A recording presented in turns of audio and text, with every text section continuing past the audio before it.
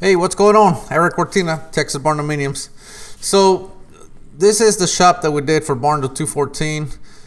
If you have a big shop, rent one of these machines. It's going to save you so much time. We had already acid etched the floor with muriatic acid, and now we are neutralizing the acid with ammonia and water. And as you can see, this machine makes very short work of this big shop. As you can tell, we're still doing the edges by hand, scrubbing them, and Leroy's actually pulling off the all the trim so that we can get as close as possible with that big machine, and then we'll scrub it with a buffer. But like I said, rent you one of these machines if you have to do a big shop. It will save you a lot of work.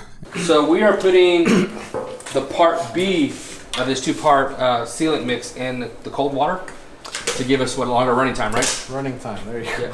Running time? What did I call it? Alright, pot life. Pot life, there we go. So we're using APF Poly 250.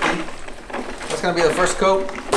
And it's 95 degrees, so it's still pretty hot. So the part B, we're going to cool it down, put it in the ice with ice. You can take the water out if you want.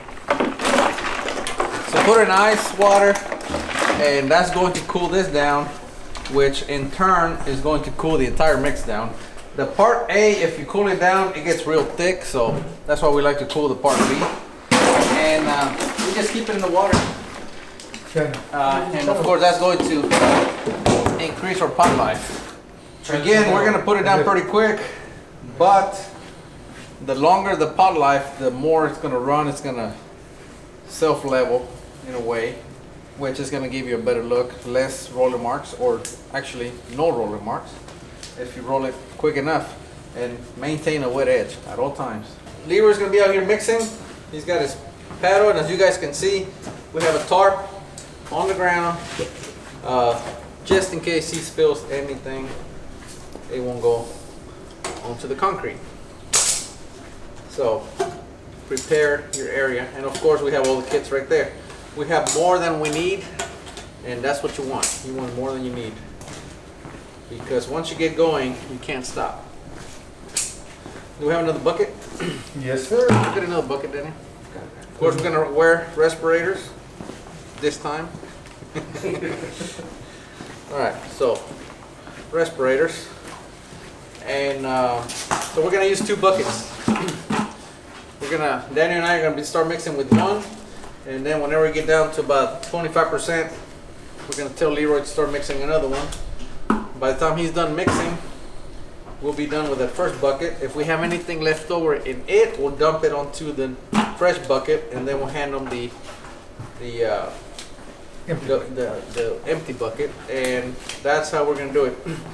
The minute he gets the empty bucket, he's going to put acetone. We're going to thin this down with about 5 to 10% acetone.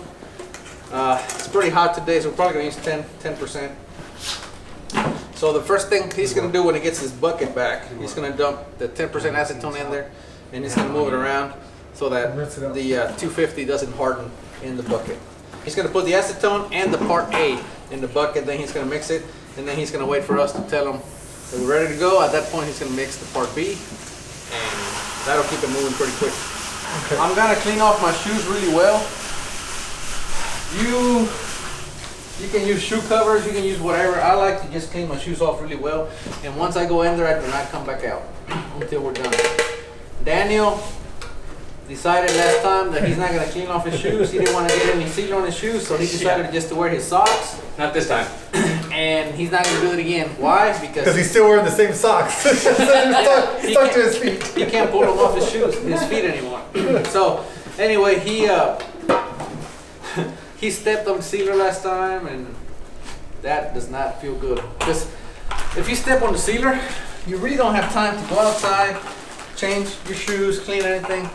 Because like I said, once you start, you can't stop. So by the time we got done, his socks are stuck to his feet. Rollers, we're gonna use 3/8 nap non-shed rollers, and adjustable handles, adjustable length. Once you use that roller and that roller cover, you plan on throwing it away when you're done. Okay? You can never get it clean enough to where you can use it again. At least I can't. And what ends up happening is you think you have it cleaned up perfectly, and next time you try to roll, there were still sealers inside the roller, and then when you start rolling, it starts to flake off, and then you get it all over the floor. So trust me, it's not worth it. Once you're done with the roller cover, throw it away. Same thing with buckets. We don't throw them away, but we don't use them for sealing anymore, because again, you can always have a flake or something that'll ruin your next sealer job. So don't do it. All right, Leroy, let's do this. Let's do this. Let's do. Oh wow, let's do this. See there? Not a sponsor.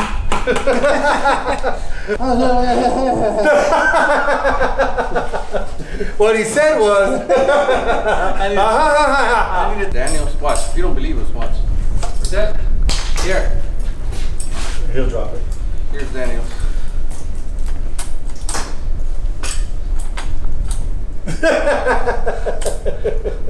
I'm showing them the difference between the rollers. Yeah. Mine's a 500 RPM, yours is a 10. Here's yours. Watch, I'm gonna show 'em. Look at mine. Yeah. Look at that. Woo! Needs for speed, baby.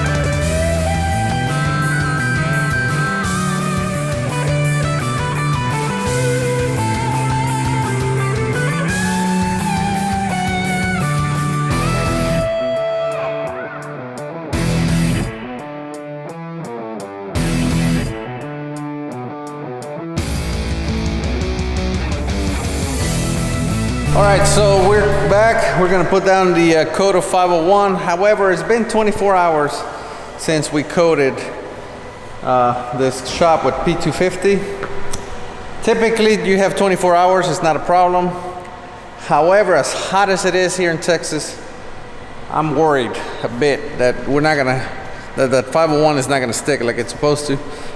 Typically, I would have, typically we coat inside of 12 hours. However, like I said, we installed these cabinets and that ate up a lot of time. So what we're gonna do, just to make sure that we don't have any issues, we're gonna buff the entire slab with just a black pad with the buffing machine. We're just gonna scuff it up lightly. That's going to make sure that it gives us plenty of adhesion and that we're not gonna have an issue. So that's what we're gonna do.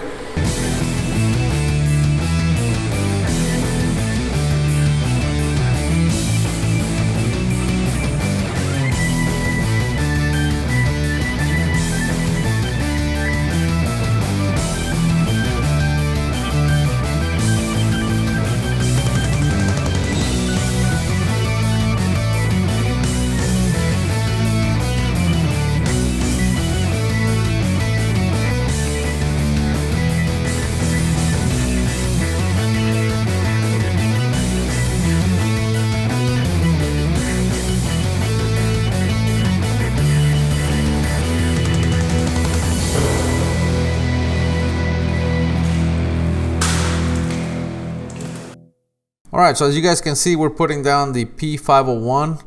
That is the top coat that goes on top of the P250.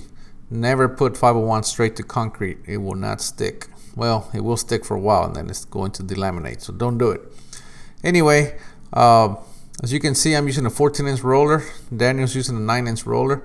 The reason he's using a 9-inch roller to put it down is, one, it fits inside the bucket, and number two, it's a lot easier to get right on the edge with that 9-inch roller. So, you know, use both of them. Just do whatever works best for you. Anyway, I hope you guys enjoyed this one. I will see you next time. We are Texas Barndominiums.